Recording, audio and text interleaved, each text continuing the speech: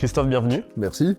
Christophe, tu es responsable diversité et inclusion au Crédit Mutuel Alliance Fédérale. Exactement. Pourquoi ce sujet d'inclusion, d'égalité des chances, ça te tient à cœur, toi? J'ai jamais pu me résoudre à l'idée qu'une trajectoire de vie puisse être décidée par rapport à là où tu nais, par rapport à ton genre, par rapport à tes préférences, tes attirances. Pour moi, c'est important d'être le porte-voix. Christophe, j'aimerais te montrer une photo. Est-ce que tu peux nous dire où est-ce que tu es là?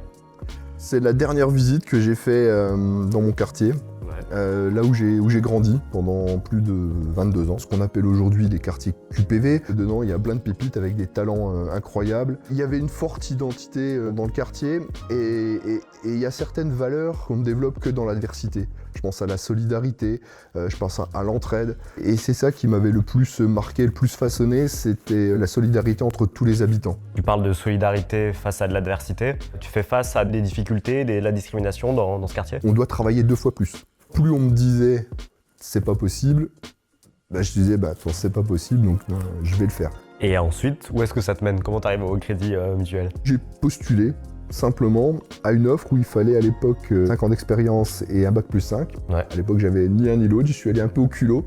Ok. Cette personne qui m'a embauché restera mon mentor à vie parce que c'est la première personne qui m'a fait confiance. Il parlait déjà de compétences, qui parlait de soft skills. T'as pas forcément sur le papier les clés, mais tu réussis quand même. Et ça a été un succès et j'en suis très fier. Et c'est ce qui m'a mis le pied à l'étrier en tout cas. Et ce que j'ai adoré au Crédit Mutuel, c'est surtout ces opportunités, ces transversalités que j'ai pu avoir dans différentes fonctions. Je suis arrivé en tant que directeur de caisse, je suis passé par l'organisation générale, ensuite en tant que responsable ressources humaines. Je suis allé chez Cap Compétences, notre pôle de formation, jusqu'à être aujourd'hui responsable diversité et inclusion pour le groupe. Je suis payé pour faire ce que je faisais bénévolement avant. Le fait d'être un groupe, en quoi ça aide à aller encore plus loin sur ces enjeux-là? Le groupe a une force de frappe forcément incroyable. On a des réseaux, un réseau de référents handicap par exemple, un réseau de référents école, un réseau de référents diversité. C'est pas parce qu'on a une singularité qu'on est forcément bloqué. De créer ce climat propice en tout cas à être soi-même au travail.